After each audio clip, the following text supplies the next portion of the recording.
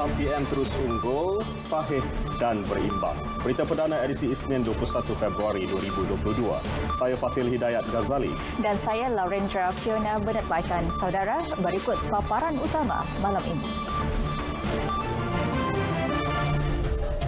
Semarak niaga keluarga Malaysia, perbanyak akses pembiayaan sektor perniagaan.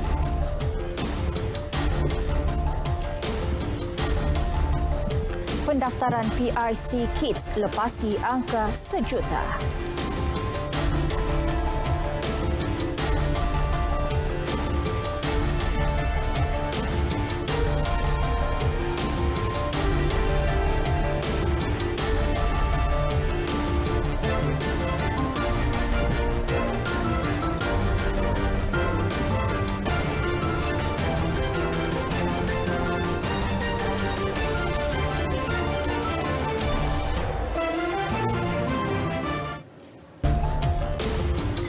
Assalamualaikum, salam keluarga Malaysia.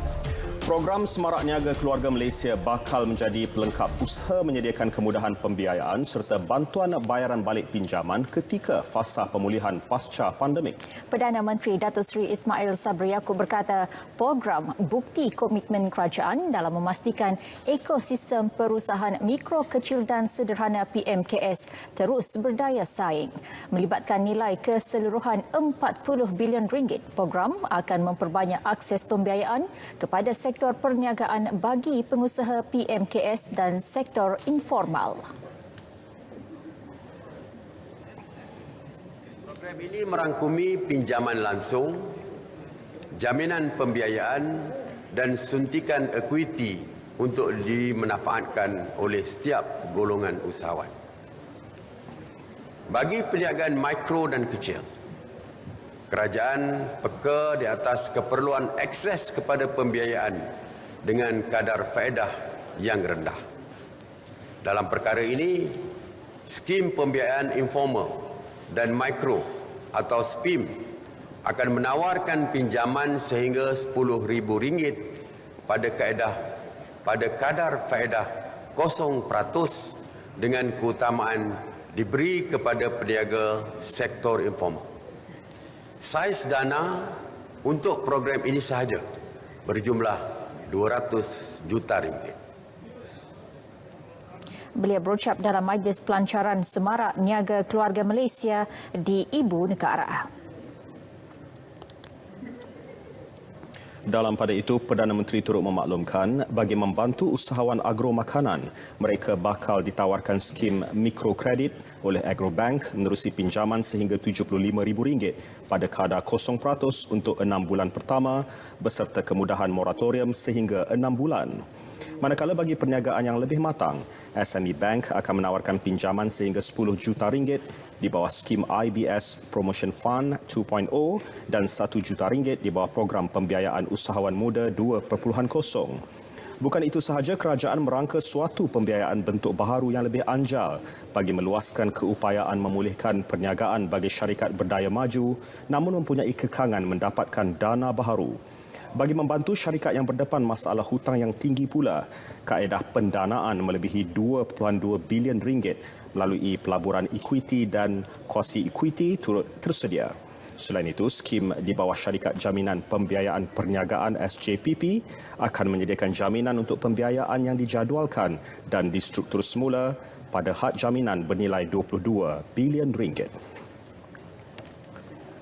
Mengenai PMKS, Perdana Menteri berkata sektor berkenaan menjadi pemacu baharu kepada pertumbuhan untuk jangka panjang. Menerusi rancangan Malaysia ke-12, transformasi PMKS merupakan antara pelbagai projek ejen perubahan yang akan dilaksanakan untuk meningkatkan daya saing dan sumbangan kepada pembangunan ekonomi negara. Antara inisiatif yang akan dilaksanakan termasuk yang pertama, pelaksanaan sebuah pelan hala tuju digital PMKS. Yang kedua, peralihan fokus PMKS dari pasaran bertumpu tempatan ke pasaran dunia. Yang ketiga, pelaksanaan program intervensi second chance bagi peniaga tertentu Dan yang keempat, pemerkasaan ekosistem koperasi dalam menjana generasi usahawan yang baru. Inisiatif bakal meningkatkan sumbangan PMKS kepada KDNK negara sebanyak 45%, sumbangan kepada ekspor negara 25% dan menjana 2 syarikat bertaraf unicorn menjelang 2025.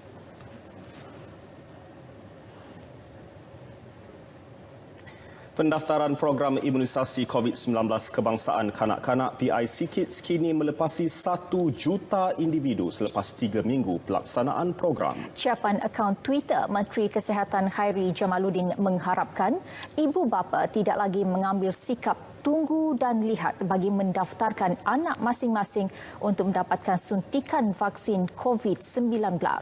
Beliau turut berkongsi infografik pendaftaran PIC Kids setakat semalam yang menyaksikan Kuala Lumpur mencatatkan angka tertinggi diikuti Pulau Pinang dan Putrajaya. Setakat semalam, 513,393 individu atau 14.5% populasi kanak-kanak berusia 5 hingga 11 tahun telah menerima dos pertama vaksin COVID-19 melalui program itu yang mula dilaksanakan 3 Februari lepas.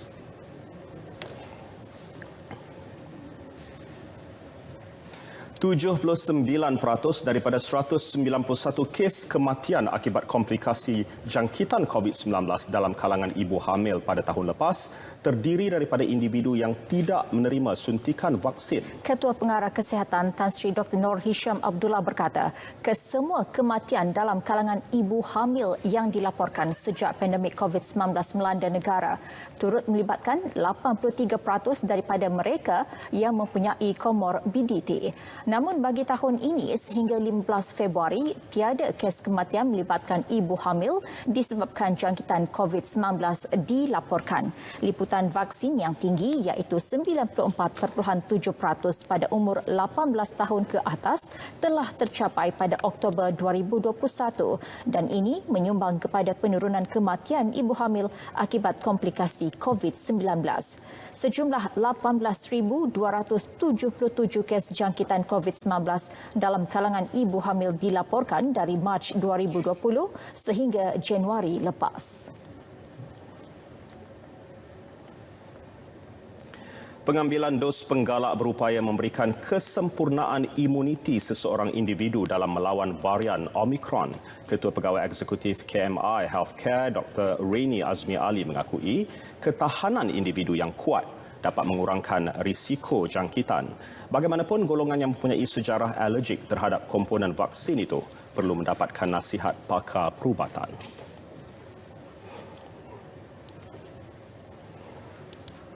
Golongan selalunya yang mendapat tindak balas yang agak serius, yang paling biasa ialah orang yang ada alahan ataupun alergik kepada komponen vaksin itu.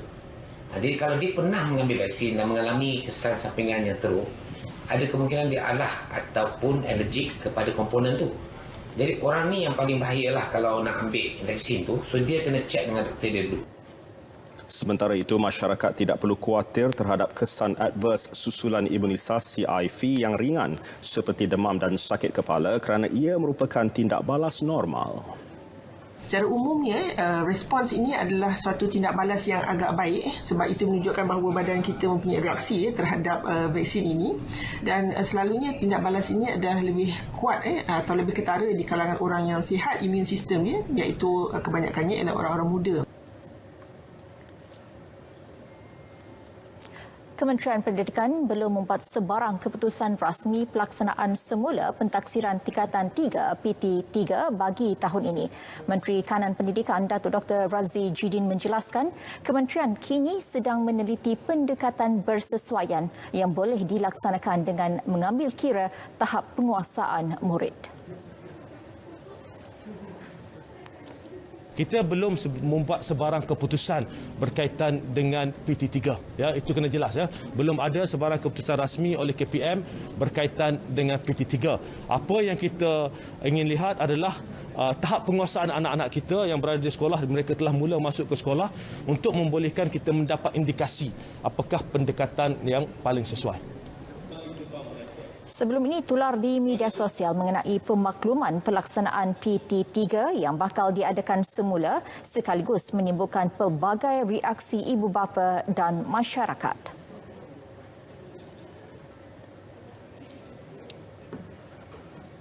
Penggunaan sekolah menengah bagi pilihan raya umum PRU Dewan Negeri Johor akan diperincikan selepas Kementerian Pendidikan mengadakan perbincangan lanjut dengan Suruhanjaya Pilihan Raya SPR esok. Perbincangan awal telah diadakan kedua belah pihak bagi memastikan persiapan peperiksaan SPM tidak terganggu. Sebab itu pihak kementerian sedang duduk berbincang dengan pihak SPR supaya tidak gunakan bilik-bilik, kalau terpaksa gunakan sekolah, supaya tidak digunakan bilik-bilik yang mana digunakan untuk tujuan peperiksaan. Ini bagi memastikan susun atur itu tidak diganggu, ya, kerana kita khawatir nanti susunan indeks kedudukan pelajar dan sebagainya akan menjejaskan proses pelaksanaan peperiksaan itu dan proses pembarkahannya nanti. Sebab setiap kertas peperiksaan itu disusun dengan rapi mengikut indeks-indeks dan barcode yang telah ditetapkan. Sebelum ini, SPR telah mengumumkan 151 buah sekolah menengah telah dipilih dan akan digunakan sebagai pusat pengundian bagi PRU Dewan Negeri Johor. Malaysia meterai 8 MOU di Expo 2020 Dubai. Paparannya seketika nanti. Masih bersama berita perdana. Perbadanan Pengurusan Sisa Pepejal dan Pembersihan Awam SW Corp menandatangani memorandum persefahaman MOU bersama Perbadanan Perpustakaan Awam Negeri Kedah. MOU tersebut antara usaha ke arah menggalakkan budaya membaca dan pembudayaan amalan 3R iaitu reduce, reuse dan recycle dalam kalangan masyarakat agar lebih menghargai sisa pepejal sebagai sumber untuk menjana pendapatan sampingan. SW Corp diwakili Ketua Pegawai Eksekutifnya Ismail Mokhtar, manakala Perbadanan Perpustakaan Awam Negeri Kedah diwakili pengarahnya Syahizan Afandi Zakaria. Program kolaborasi ini akan memantapkan lagi program-program kesedaran awam. Sebagai sebuah agensi yang menerajui kebersihan negara, pendekatan SW Corp bersamamu digunakan untuk mencapai visi menjadikan Malaysia sebagai sebuah negara bersih, indah dan sejahtera.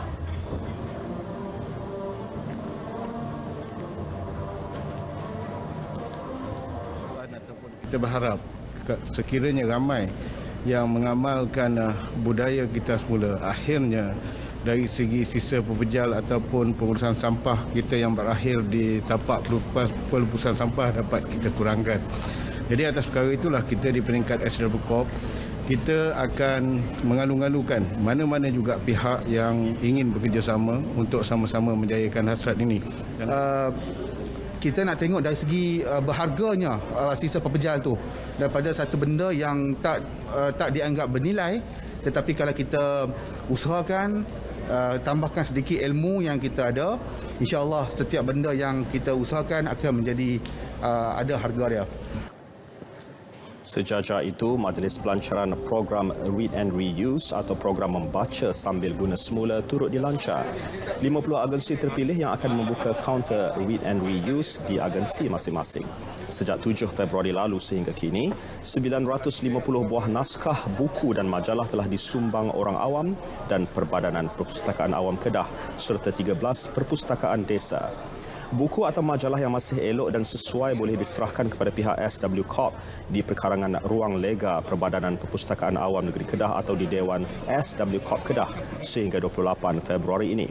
Buku atau majalah yang dikumpul akan diserah kepada agensi-agensi kerajaan atau swasta mulai Mac ini. Kesemua 13 perpustakaan cawangan dan 87 perpustakaan desa di seluruh negeri Kedah juga telah digerakkan.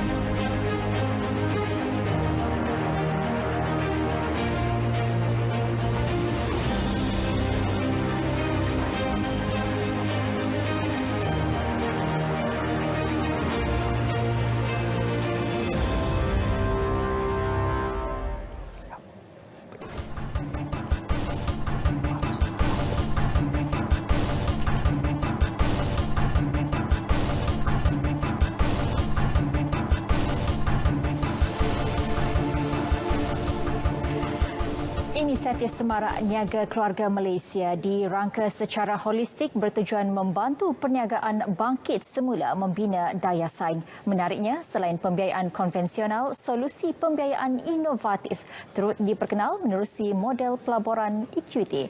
Jelas Menteri Kewangan Tengku Datuk Seri Zafrul Tengku Abdul Aziz, langkah tersebut dapat membantu PMKS yang menghadapi kesukaran mendapatkan pembiayaan atas faktor keberhutangan yang tinggi.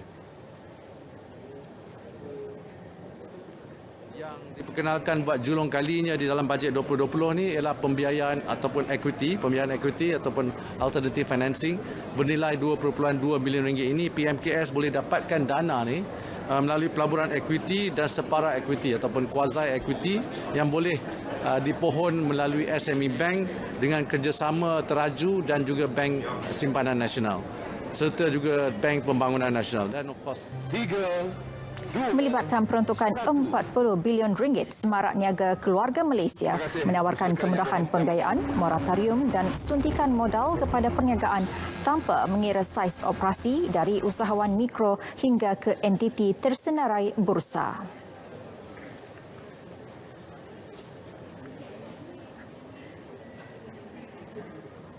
Golongan usahawan menzahirkan keyakinan inisiatif Semarak Niaga Keluarga Malaysia sebagai platform membantu perniagaan mereka untuk kekal berdaya saing. InsyaAllah kita akan mohon berbentuk dana untuk memantapkan dari segi pusengan modal modal dan juga kita ada baik pulih premis sikitlah sebab tempoh pandemik ni pun dah pergi sampai dah 2 tahun 3 tahun dah untuk kita dalam Malaysia ni menanggunglah. Kalau ikutkan di masa PKP, kami kan tiada bisnes. Kalau kita nak stay afloat is difficult sebab kita kena support kita punya staff and everything. Tapi kerana the government has given us assistance, itu yang kami masih bertahan sampai sekarang. Pembiayaan diterima juga dijadikan modal untuk menyokong usaha pendigitalan perniagaan ke arah otomasi sekaligus mengurangkan kebergantungan kepada tenaga buruh selain meningkatkan produktiviti.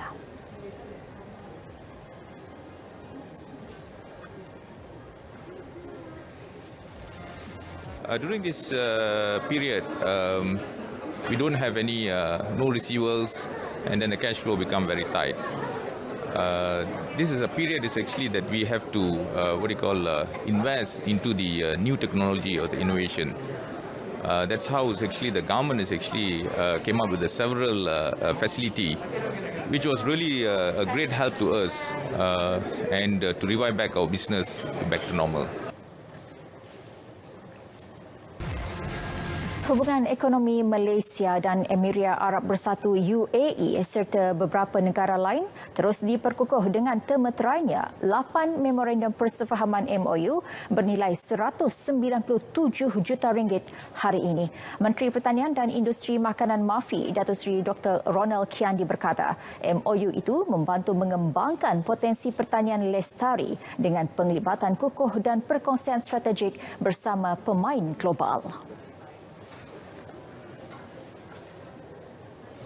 UAE status as global investment hub also opens up a wide market access for Malaysia's companies looking to market their unique halal and innovative products. These MOUs are expected to generate total potential investments worth USD 47 million or 197 million. Teks ucapan menteri dibacakan Duta Malaysia ke UAE, Datuk Muhammad Tariq Sufian pada perasmian Minggu Pertanian Lestari di Expo 2020 Dubai. Selain UAE, syarikat dari Mesir, Jerman dan Maldives turut menandatangani MOU yang merangkumi kerjasama meluas antaranya dalam aspek penyelidikan dan pembangunan R&D, akses pasaran serta pemindahan teknologi. Dan saya amat berharap peluang-peluang ini diberi kepada syarikat-syarikat di Malaysia bersama-sama dengan syarikat-syarikat di UAE dapat mengembangkan lagi pelaburan dan seterusnya mengikatkan hubungan dua hala.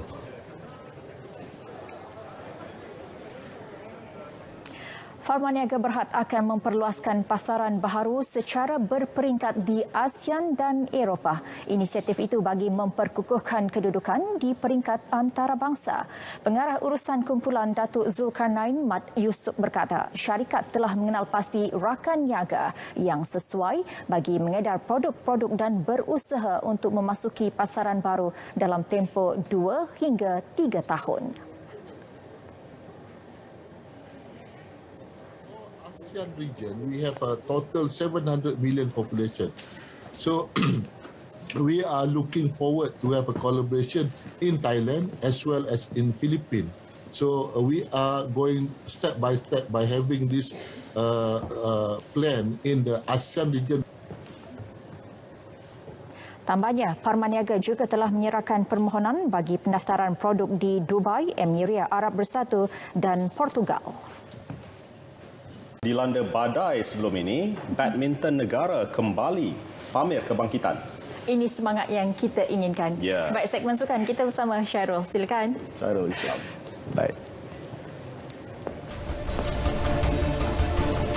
Gelaran juara suntik semangat skuad badminton negara. Anak buah Brad Maloney sambung perjuangan malam ini.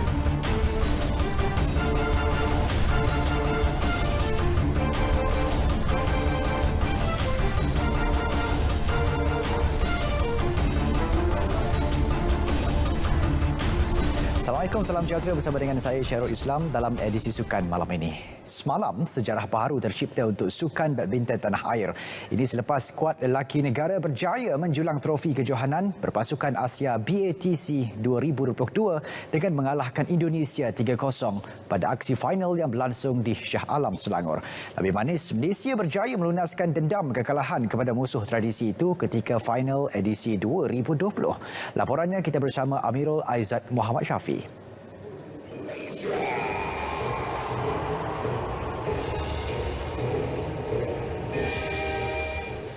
Kemenangan semalam itu turut berjaya meleburkan harapan Indonesia memenangi gelaran kali keempat berturut-turut sejak 2016. Pencapaian tersebut pastinya memberi suntikan semangat buat para pemain mempamer momentum cemerlang sepanjang musim 2022 ini. Saya pun harap mereka after this mungkin boleh ambil ni as a very penting punya experience lah buat untuk nanti Mei di Thomas Cup. So harap kita akan jadi satu tim yang lebih matang lah dan hopefully ada good result lah in Mei. Saya rasa kebanyakan kita lebih fokus on court. Tak fikir terlalu banyak menang atau kalah. Walaupun even first set soal kalah, kita masih fokus lah on court sebab macam saya pernah cakap, kita berani menang, kita pun kena berani kalah lah. So itu yang kena sentiasa remind kita diri sendirilah. Ya. Dalam pada itu, pujian tetap wajar diberikan kepada skuad wanita negara meskipun gagal melangkah ke final. Ini kerana mereka turut berjaya memenangi slot automatik kepusingan akhir Piala Uber dengan layak beraksi di separuh akhir. Kemenangan kali ini merupakan permulaan langkah yang positif bagi skuad badminton lelaki negara. Meskipun skuad wanita sekadar menamatkan perjuangan di separuh akhir, namun ia tetap menjadi keputusan positif bagi memulakan permulaan musim 2022. Amirul Aizat Muhammad Syafi'i, Berita RTM.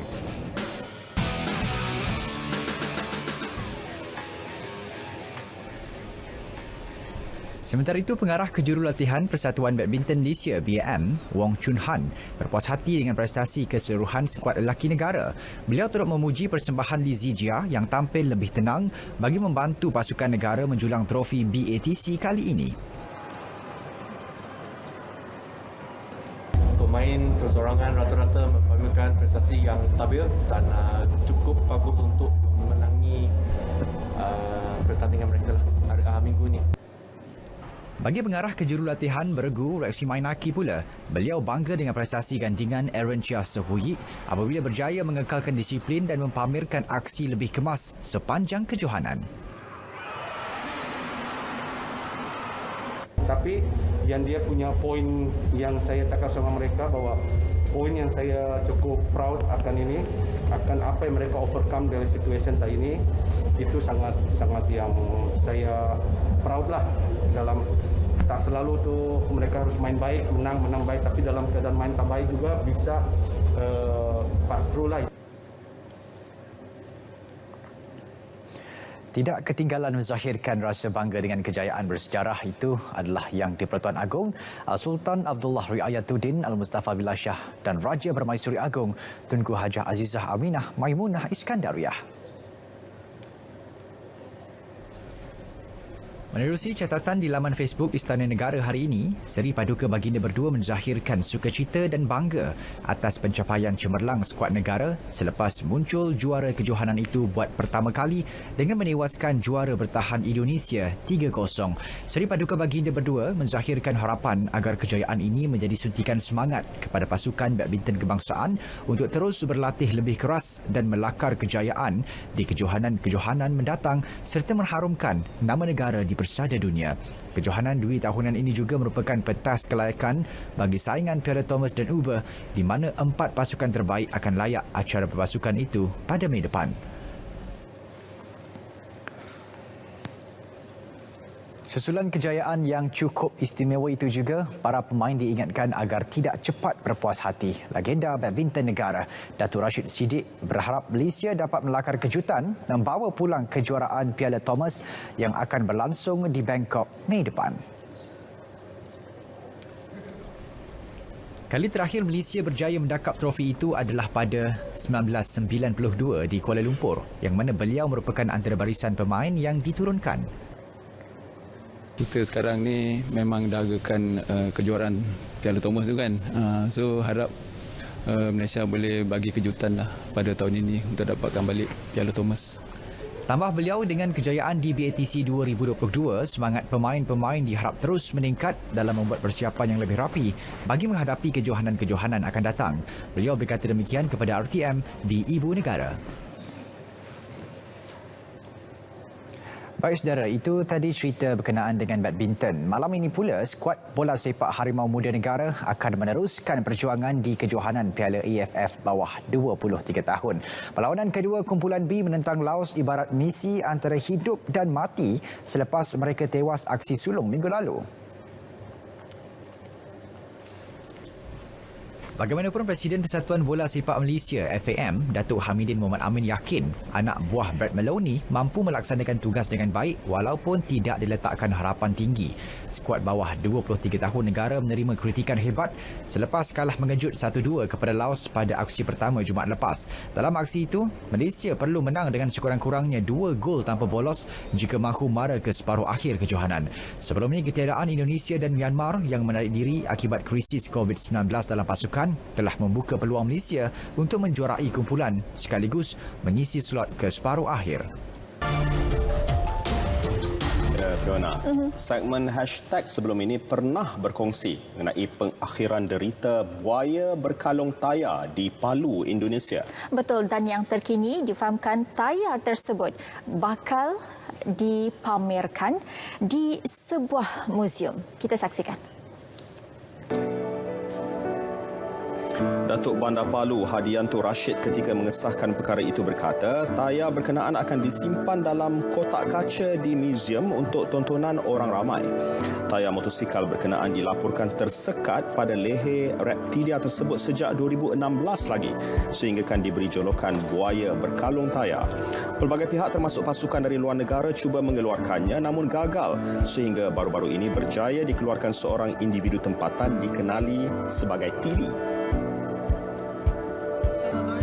Di Jakarta pula, seorang individu terkejut selepas mendapati seekor tikus tersekat pada lubang kecil di kabinet dapur. Melanie Anjani cuba mengeluarkan kepala tikus berkenaan namun agak sukar sehingga terpaksa memanggil rakannya.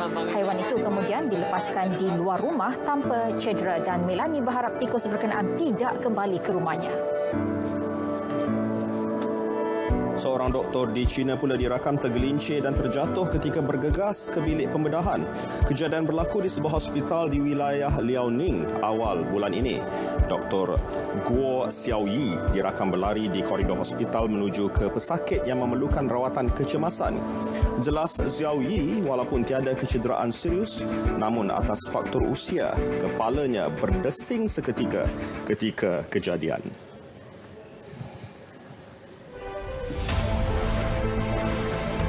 Himpunan peristiwa, kisah suka duka, konflik antarabangsa. Terkini kami rangkumkan secara komprehensif terus ke kaca TV anda. Saksikan berita dunia Isnin hingga Jumaat 11 malam di TV1 dan saluran berita RTM. Paparan berita perdana edisi Isnin 21 Februari berakhir di sini. Ikuti program inklusif selepas ini. Juga dapatkan perkembangan sahih sepanjang masa melalui portal berita RTM di berita.rtm.gov.my. Dengan itu, Assalamualaikum. Salam sejahtera. Kita jumpa lagi.